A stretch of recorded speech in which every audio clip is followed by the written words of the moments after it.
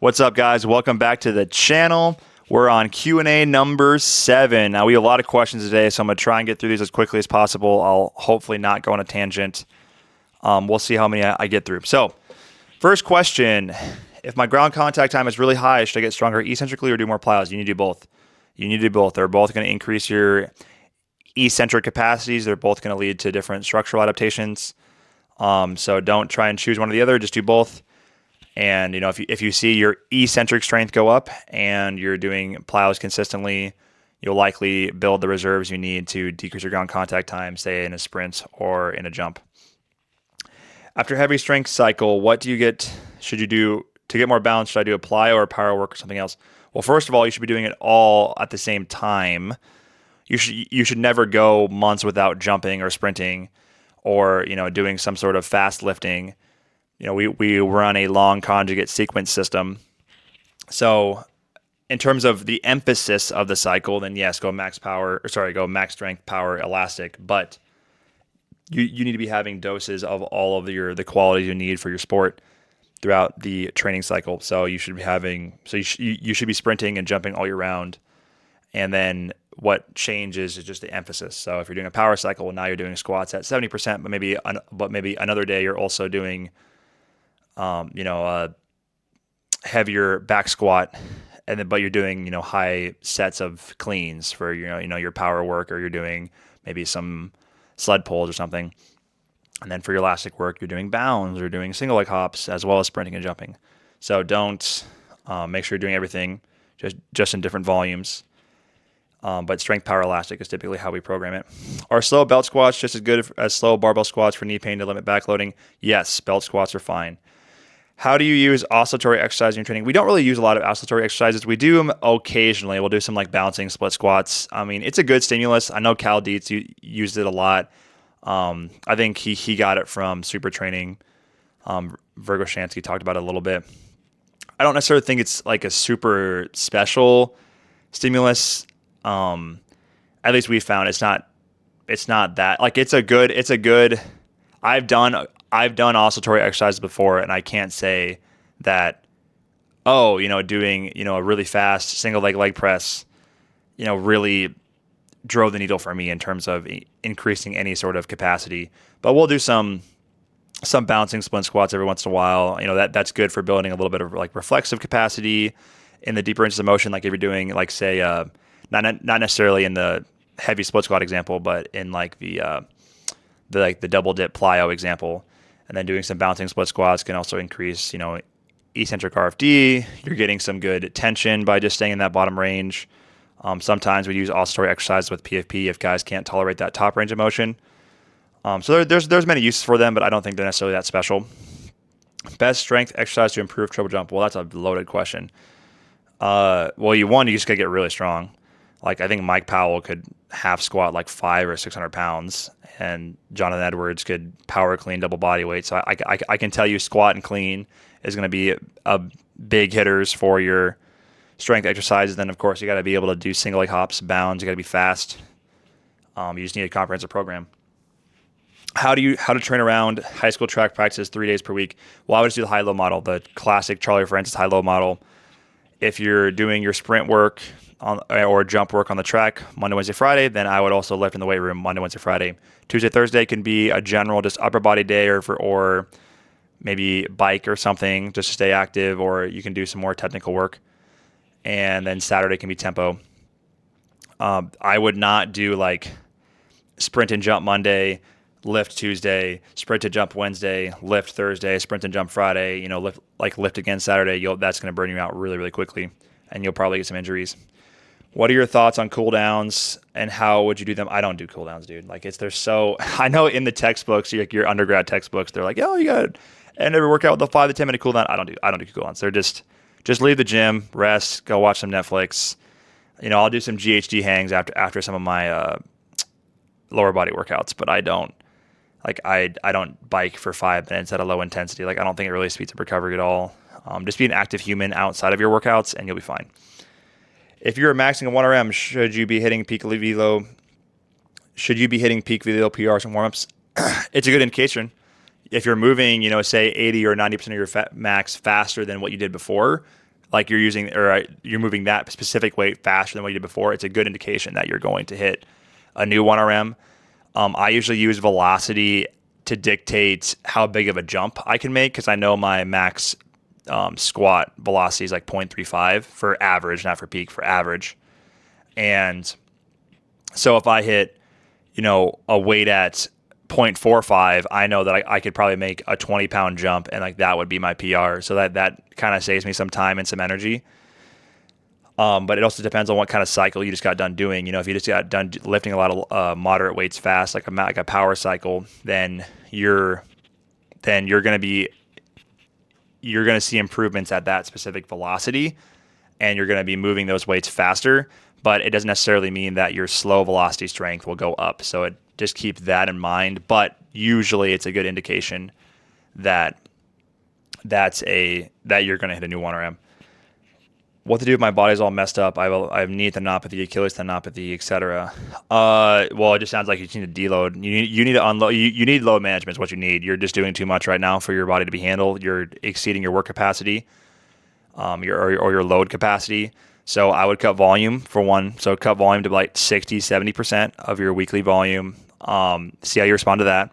If that still doesn't make you feel better, then you can just go full rehab mode and do slow squats. You can do slow calf raises. Find exercises that you can do that don't bother your Achilles or your knee.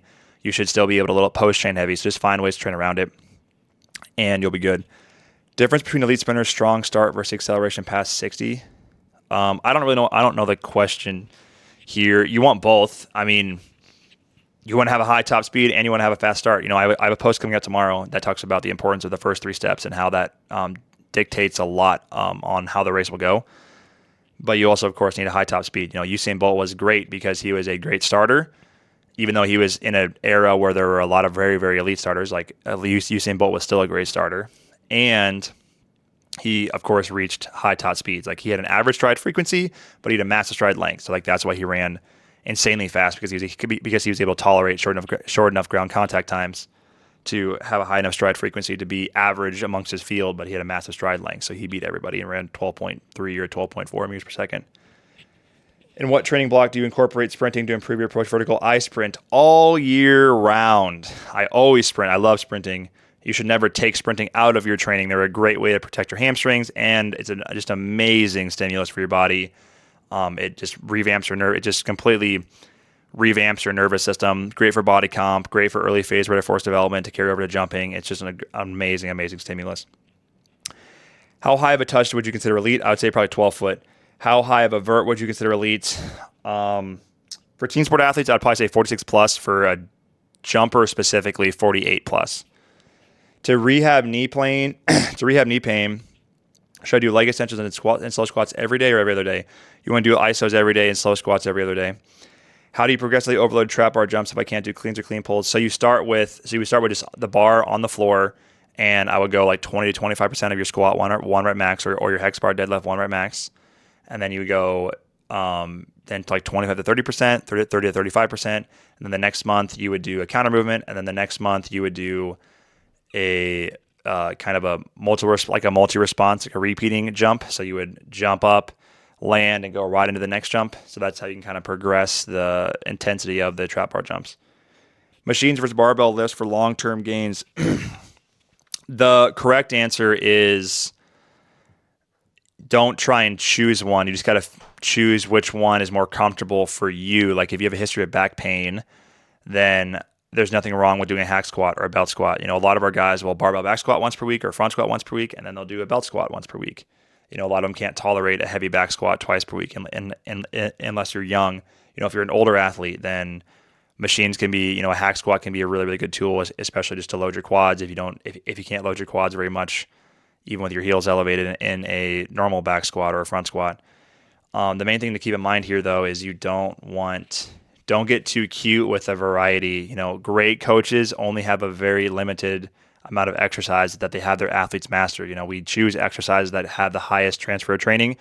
If you talk to anybody that trained with Bondarchuk, Dr. B, who wrote the book on transfer of training, he only did like 8 or 10 exercises.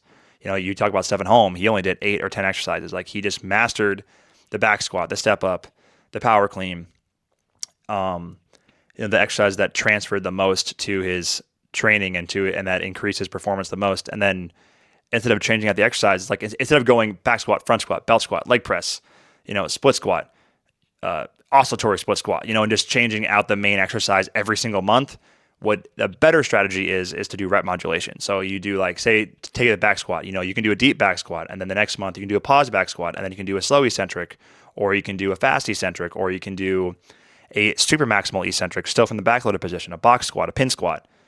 You can do a rhythm quarter squat, but it's all from the backloaded position, and it's much easier for your brain to learn how to kind of coordinate that, and you're intensifying the movement essentially.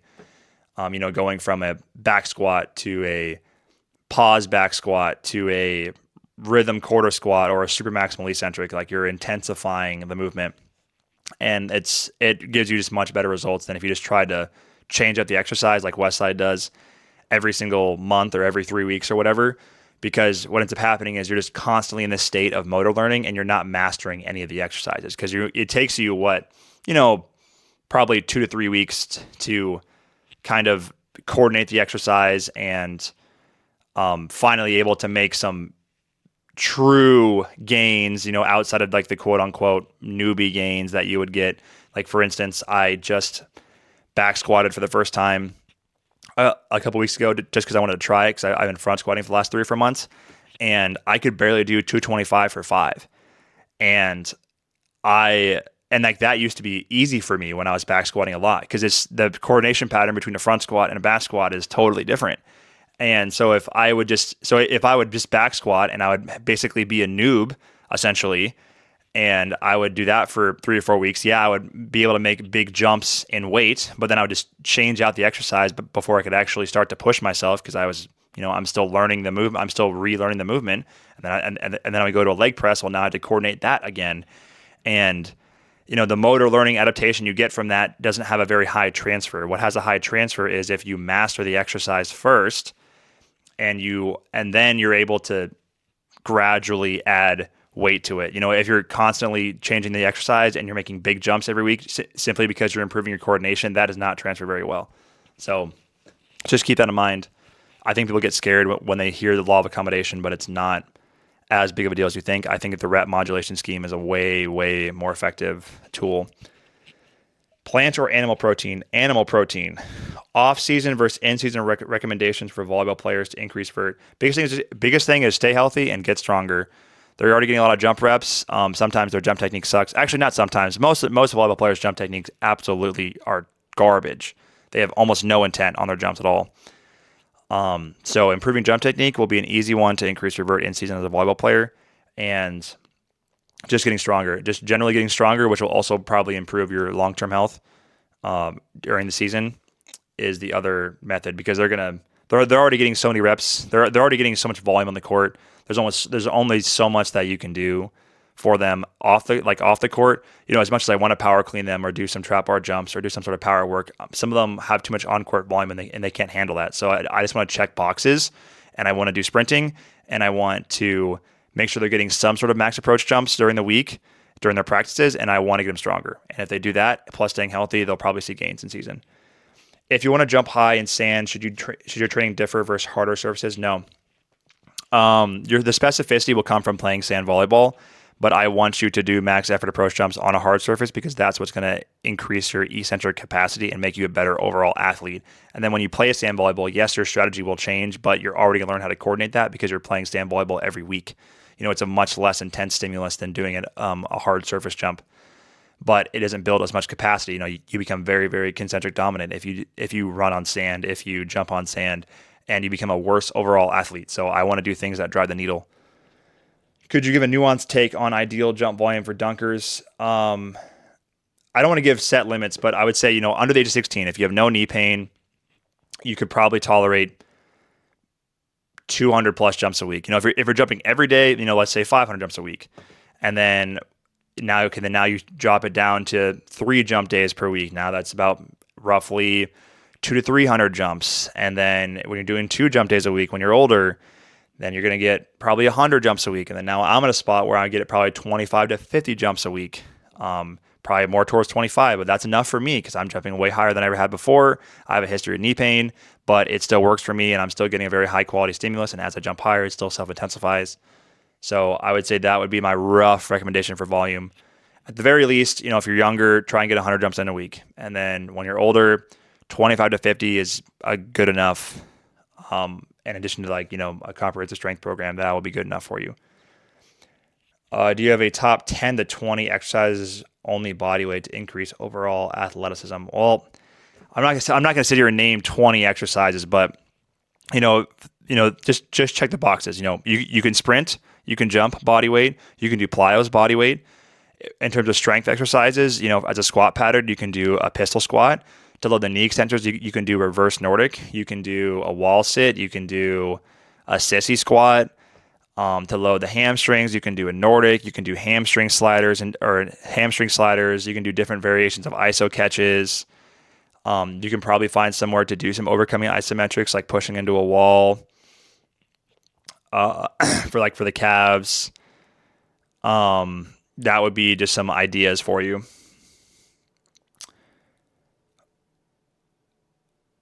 What are the 3 best exercises to increase vertical? I'm not going to say what are the 3 best exercises. Just get strong. Like squat. The 3 best exercises to increase vertical jump: get in, max effort, approach jumping, sprint, and squat. There's 3 simple ones. I would also love to say power clean, but if I'm just going to pick 3, I'll pick those 3. If you stop training completely for a year, how much will your vertical decrease? A lot. Oh my gosh, that's the worst possible thing that you can do. Detraining is horrendous. Like if you don't jump for a year, you can expect your vertical to be down 6 inches, a foot, even if you're being an active human. Like if you don't jump, you're going to lose that coordination pattern very quickly and your vertical will absolutely tank. The exception here is if you're in rehab, it will come back because you're not going to rehab for a year. Like it'll be, well, I guess, if it's a traumatic injury, sure.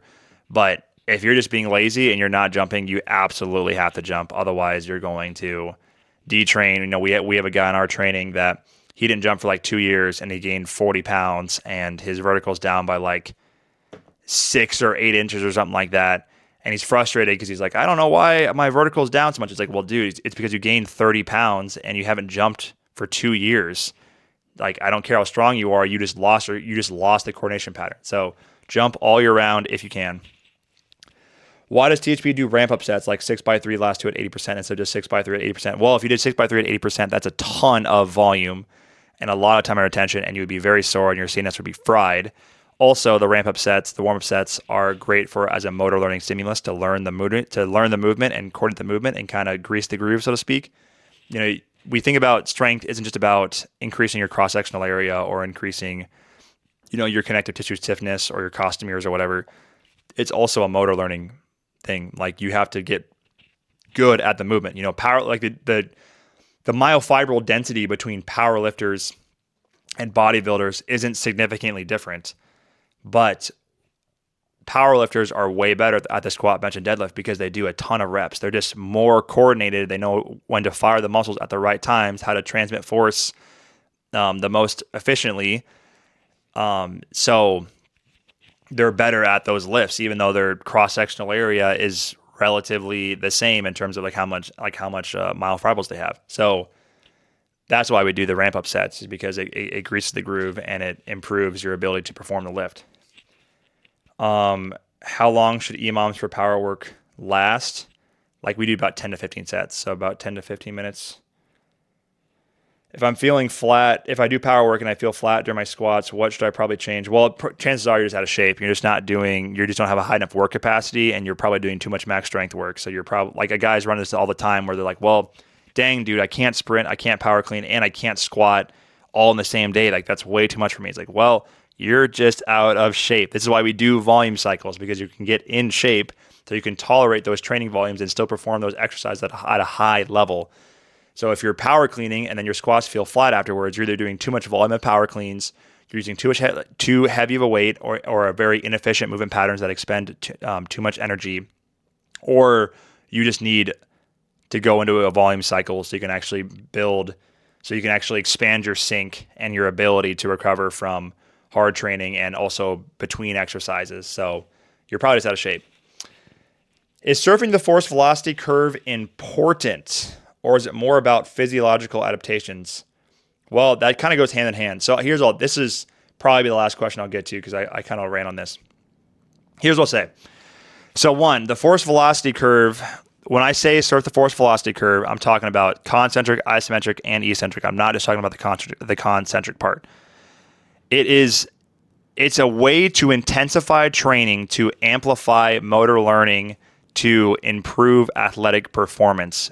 Going from, say, slow concentric, or let's say moderate concentric speed, to slow concentric, to isometric, which in reality is like very slow concentric, and then to eccentric, your muscles physically produce more force. Your muscle tendon unit has more intramuscular tension in all of those progressing exercises. And that drives adaptation. That is the general adaptation syndrome. That is inducing a stressor that your body hasn't seen before. If you just max back squat all year round, if you just do 5x5 all year round, it doesn't matter how much weight's on the bar or if you're trying to add 5 pounds each time, because eventually the nervous system just isn't going to adapt. It's going to get tired of doing the same thing over and over and over again. And you need to find ways to intensify the stimulus. And surfing the force velocity curve is one way to intensify the stimulus. And yes, the argument would be, well, you're already jumping, sprinting, and doing plyos, so you're already hitting the eccentric portion of the curve. Correct. But you're still going to get other physiological adaptations. Like you're improving your ability to, like just the same thing with the concentric side. You're improving, if you're doing eccentric focused strength training, not only do you have higher intramuscular tension, so which will decrease like GTO or any other afferent, inhibitory influences, like maybe you're decreasing some Renshaw shell or some Renshaw cell inhibition as well. So you're decreasing inhibition, you're improving fascicle length, which is transient but still important. You're increasing type 2 muscle fiber cross-sectional area. You would have the same thing happen, if you're doing concentric strength training or if you're doing deep range strength training in the case of fascicle lengths. Yes, good. You're improving tendon stiffness. It's probably the best thing to do to improve tendon stiffness in terms of comparing it to, say, just a normal back squat. While that probably will improve tendon stiffness in the average person, in trained lifters, really only eccentric exercises will improve at least stiffness will improve tendon stiffness in the context of trained lifters. There is a research paper on that. So we're talking about really good tendon adaptations. The brain coordinates eccentric movements differently than it coordinates concentric movements. So you're learning how to recruit motor units in the context of eccentric MTU actions, which will translate to being able to perform, a plyo, a jump, a sprint better. And then, like I said before, it's just a more intense stimulus, and you're doing it for variety. You can't do the same exercises over and over and over again. You're going to get diminishing returns. You're going to run into accommodation, but you can do, like I said before, you can do rep modulation. You can do exercise modulation, and it makes the training better. It's just a conjugate system. It's just intensifying training.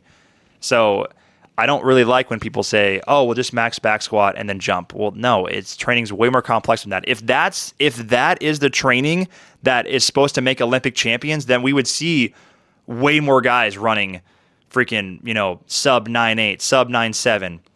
We would see way more guys jumping 48 plus if all you had to do was do 5x5 back squat and jump twice per week. But we don't see that because each exercise gives you a different sensory motor package that improves motor learning that can translate to your specific event. Like take the power clean, for example. You're learning you're learning dynamic trunk control and dynamic pelvis control and learning how to co-contract the erectors and the hamstrings to control the pelvis in a very dynamic and rapid movement versus, just doing an RDL, which is a lot slower. So, and that can carry over to trunk and pelvis control in sprinting or in jumping.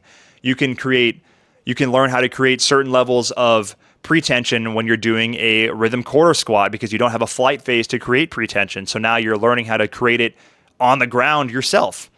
So there's just so many different there's just so many different things that you can learn from doing a variety of exercises, all of which can all of which can intensify over time. Or like in the power clean, you're performing a stretch shortening cycle with, freaking 200 pounds or 300 pounds or 250, whatever, and you're throwing it up to the shoulders, and you have to actively pull yourself under the bar. You have to relax your quads to get under the bar, and then you have to and then you have to quickly contract them to not let the bar ride you down. Like, that's eccentric rate of force development. That feels very similar to hitting the ground when doing a jump. I love jumping, but the amount of adaptation that I get from doing jump sessions is not very much, dude. Like, I've been jumping for 13 years. Like, I get more adaptation from doing power cleans than I probably do from getting jumping. Outside of right now when I'm trying to fix my penultimate step, that's a little bit different. But beforehand, like, I don't necessarily get that much adaptation. I do jumping because I want to maintain and slightly increase my coordination, but I still have to do all of these other things in order to actualize the gains in the context of jumping. I still have to improve my rate of force development, my general rate of force development capabilities, both eccentrically and concentrically, and you could also say isometrically, in the context of all these other exercises. And those all come together to make me a better jumper. If I would just squat and jump every week, I would probably jump high in the short term because I'm fresh and I'm doing less training volume, but I would not jump high in the long term. I would run to a plateau so quickly. Like, I did the squat heavy and jump and do plyos when I was, I think, a junior or senior in high school. And you know how much my vert increased? 1 inch. It increased 1 inch. And I was weak still. I was still weak. But I was still doing a bunch of plyos, and they weren't even really good plyos, but I was doing a lot of jumping. But I was doing squatting, and I wasn't training explosively. My training program was not comprehensive, and I didn't get strong enough to make up for it.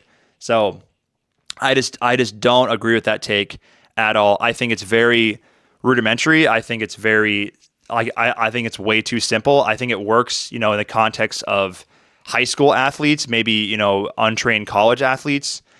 I would use it if an athlete has a very high training volume. If it's a team sport athlete that I can't really do much else besides just strength work, then sure, I will check that box. But when you have the time and resources to do a comprehensive training program and run a true long conjugate sequence system, like, that's going to give you amazing results. And then going back to the concentric part of the curve, we have research that says lifting moderate weights fast, like doing power work, essentially reduces it inhibits your antagonist. It reduces antagonist contribution to the movement, because your antagonists inhibit your agonists. So it reduces antagonist involvement.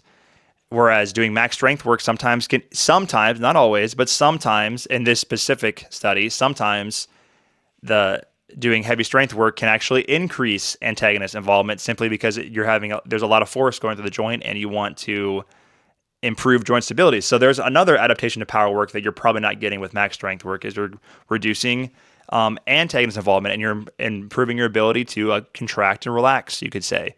And yes, you are improving that with plyos as well, but you need to find other contexts because you can't just do unlimited volumes of plyos because you're going to get hurt. So you have to be able to do them in different contexts. And so that's just my rant. I think I'm way over time here. I'll probably have even more. There's probably things that I didn't even think about that I will think about later on this topic. Maybe I'll make a full YouTube video on it. But those are my thoughts for now.